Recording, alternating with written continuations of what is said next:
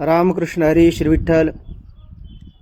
कोणी कोणी कुशंका या संक्रांतीच्या काळामध्ये अशी काढतायत की संक्रांती आणि एकादशी एकत्र आलेली आहे, तर संक्रांतीला आपण तिळगुळ खाऊ शकतो की खाऊ शकत नाही.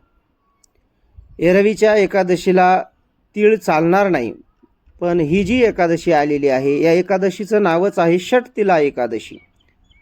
6 पद्धतीनं तिळाचा उपयोग या एकादशीला करण्याचं विधान आपल्या ग्रंथांनी शास्त्रांनी केलेलं आहे. त्याचा एक श्लोक पुराणामध्ये आलेला आहे. तिलस्नायी तिलोदवर्ती तिलहोमी तिलोदकी तिलभुक तिलदाताचे षटतिलाहा पापनाशनाहा. आंघोळीच्या पाण्यामध्ये त्या एकादशीच्या दिवशी आपण तीळ टाकावे. पुन्हा तिलोदवर्ती तिळाचं असणारं उठणं अंगाला लावावं. तिलहोमी तिळाचा होम करावा. तिलोदकी पितरांना तिळाचं असणारं तर्पण द्यावं. तिलभुक म्हणजे असणारं त्या ठिकाणी तिळाचं भक्षण करावं. आणि तिलदाता तिळाचं दान करावं. असं 6 कर्म तिळाच्या संदर्भामध्ये आपल्या पुराणांनी सांगितलेले आहेत. मग कोणत्याही प्रकारचा संशय शंका न करता तीळ एकादशीला चालतात आणि गुळ तर एकादशीला चालतोच, म्हणून तिळगुळ घ्यायला काहीही हरकत नाही.